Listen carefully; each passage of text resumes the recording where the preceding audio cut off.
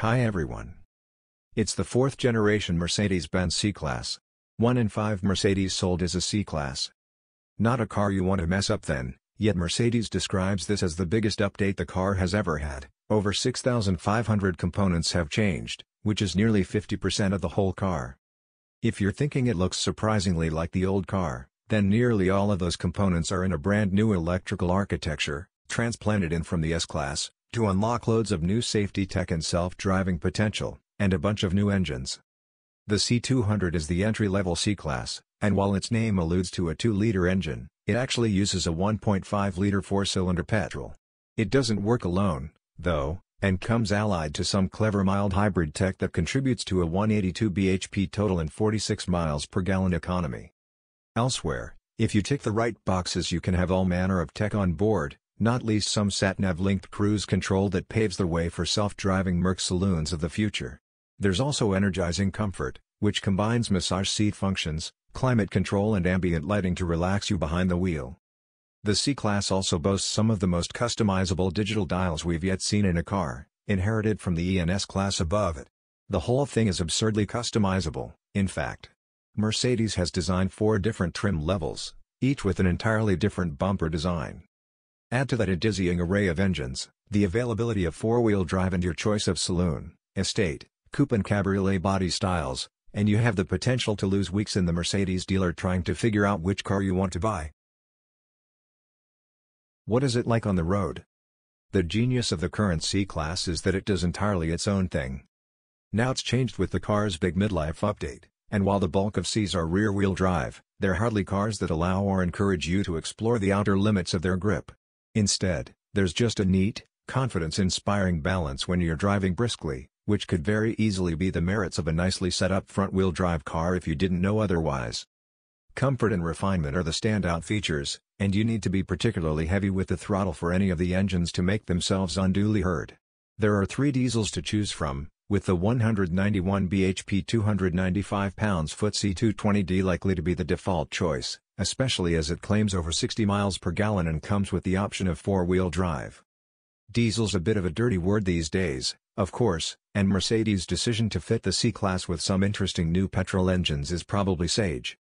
Electrical assistance is provided by the alternator rather than a bunch of batteries and motors, but the theory is more interesting than the practice, as it all blends in pretty surreptitiously. Switch the C200's drive select into its more eco-minded modes, though, and you'll sense the electrics whirring away as you pull out of junctions, while the engine will cut out as you coast towards junctions or on the motorway, to further save fuel and cut emissions. Switch to Sport and accelerate hard and the electrically provided 14 bhp is all used for performance, but doing so is probably missing the point a bit. All but the entry-level diesel come with a 9-speed automatic gearbox as standard, and it works well in the C200, where it helps manage the car's intriguing power source when left in auto mode. With 9 gears, it's perhaps understandable that the car's computer trickery might not always choose the one that's best. The C300 is a sensitive engine as it can sound quite harsh when revved hard, but as a turbocharged 4-cylinder filling the role of an old 6-cylinder, it makes a decent fist of its unenviable task.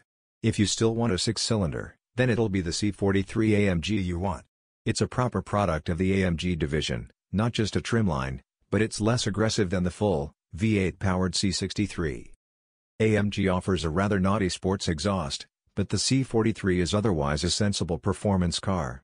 It has standard 4-wheel drive, and while it sends 2/3 of the engine's 385 bhp to the rear wheels, it's more about grip than slip. You can sustain some proper pace in it, but exhaust note aside, it's not a tire-shredding lout like the full-fat, 503 bhp V8-equipped C63 AMG. That car's about as characterful and irresistible as saloon cars get.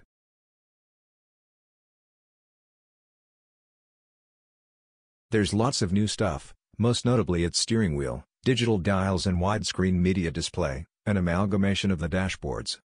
It initially looks daunting as you climb inside, with a needlessly complex array of buttons on the wheel, but once you're on the go, it works wonderfully.